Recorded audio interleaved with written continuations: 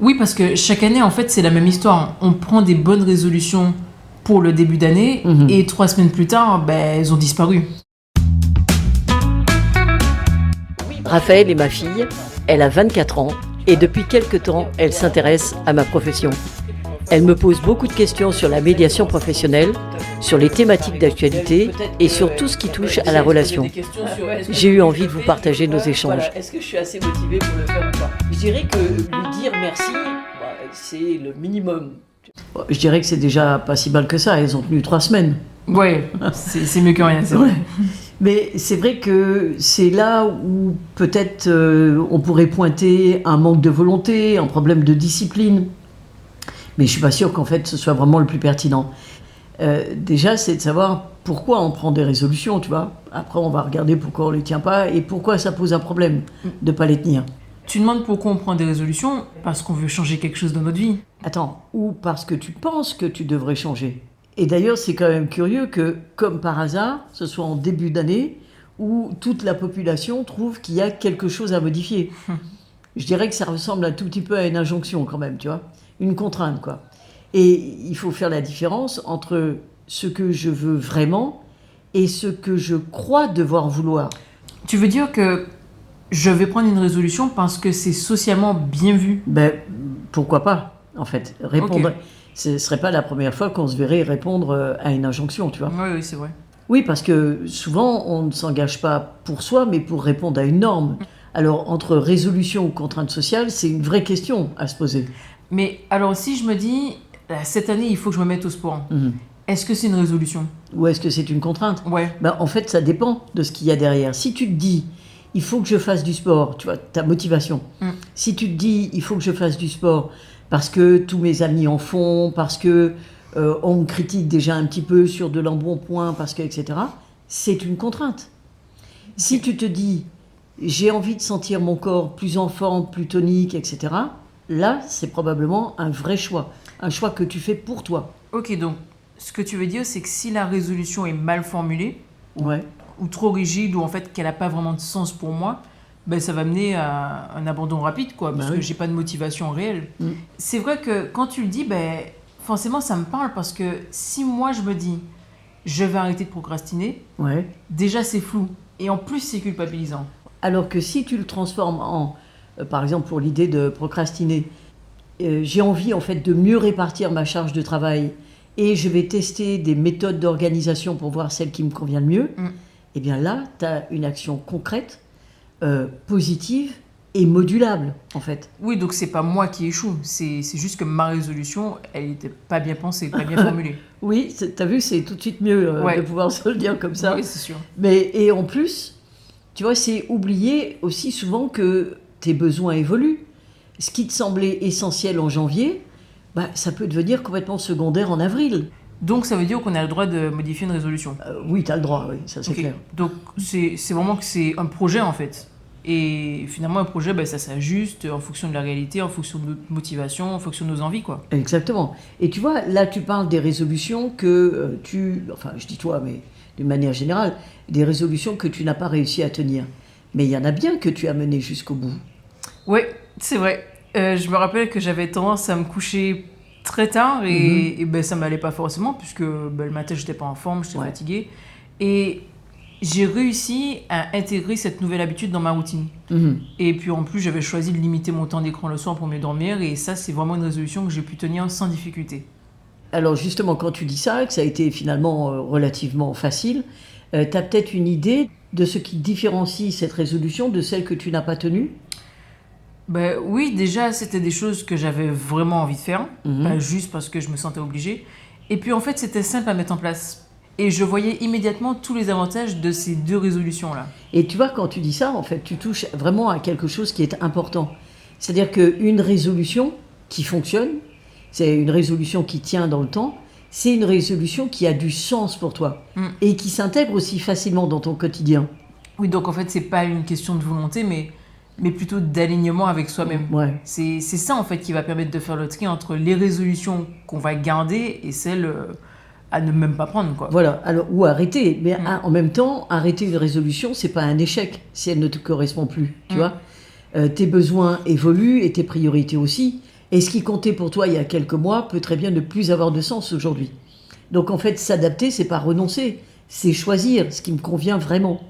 Et te forcer à tenir une résolution qui ne te satisfait plus, ce serait aller contre ta propre satisfaction et ça n'aurait pas de sens. Donc, stopper une résolution parce qu'on ne se retrouve plus dedans, c'est pas un échec. En fait, on va appeler ça une adaptation. Mais tu vois, on le dit et on le répète parce que, en fait, très souvent, les personnes se trouvent dans une mauvaise relation avec elles-mêmes parce qu'elles ont abandonné une résolution. Ouais. Et comme ça n'a pas bonne presse, je dirais, tu vois, c'est pas bien, t'avais pris une décision, t'arrives pas à t'y tenir. C'est ça ça, veut dire surtout si on en a parlé avant et qu'après on doit...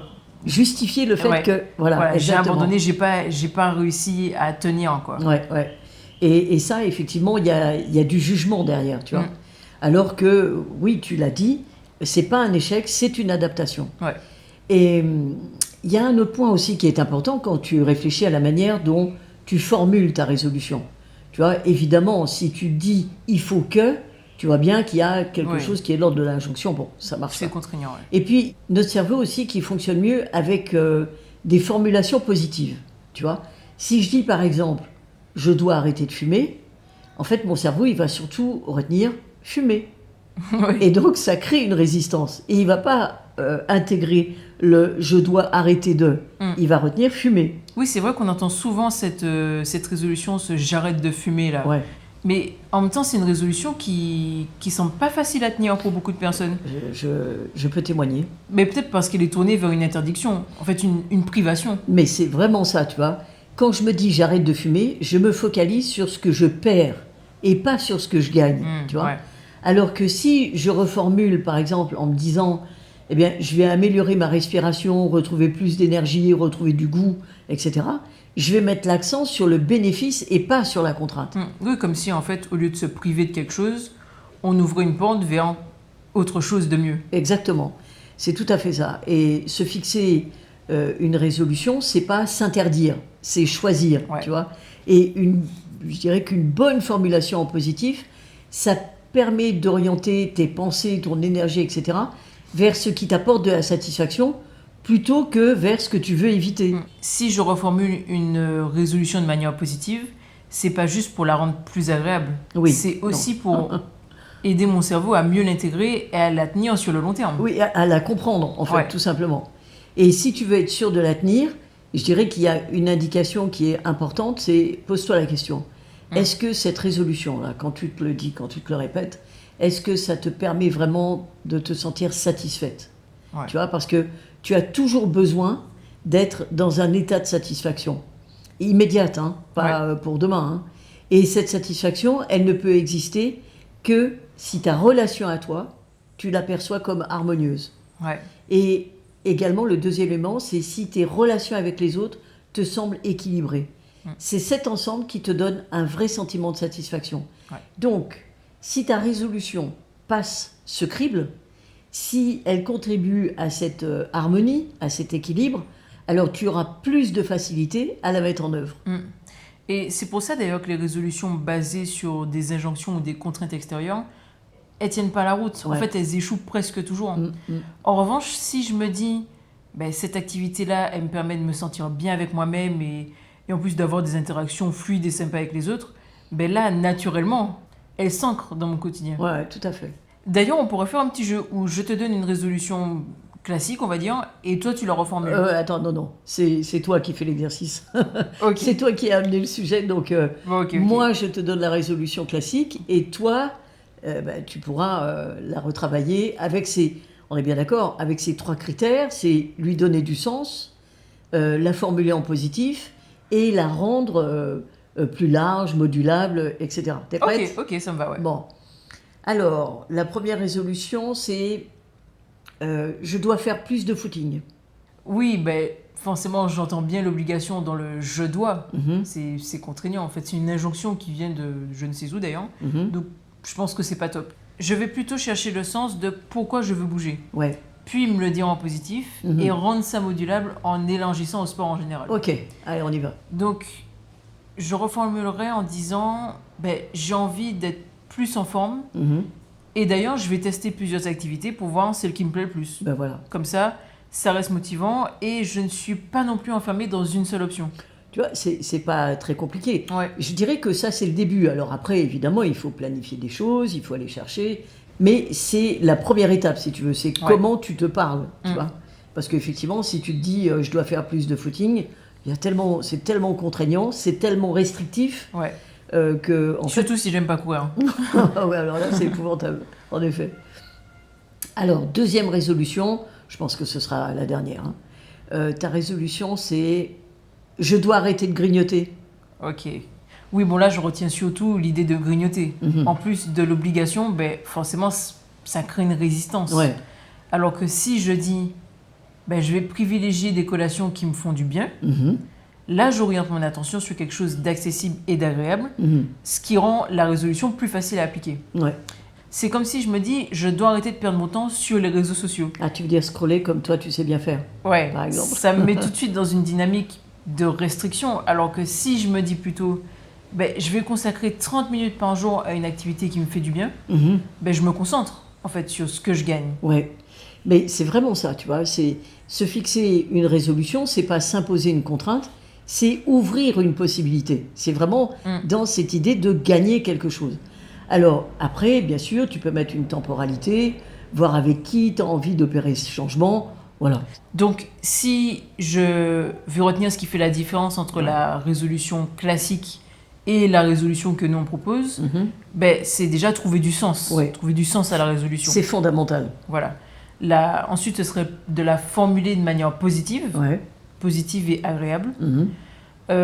C'est aussi être ouverte à une adaptation, parce qu'on voit dans le cas du footing, c'est pas rester coincé sur une idée, c'est s'ouvrir à d'autres possibilités. Ouais. Et c'est finalement savoir observer sa satisfaction générale qui donne l'ambiance globale interne. Ouais. En fait, En soi, ouais. Donc, une bonne formulation de ma résolution, ça permet d'orienter mon énergie vers ce qui m'apporte de la satisfaction, plutôt que vers ce que je veux éviter. Absolument.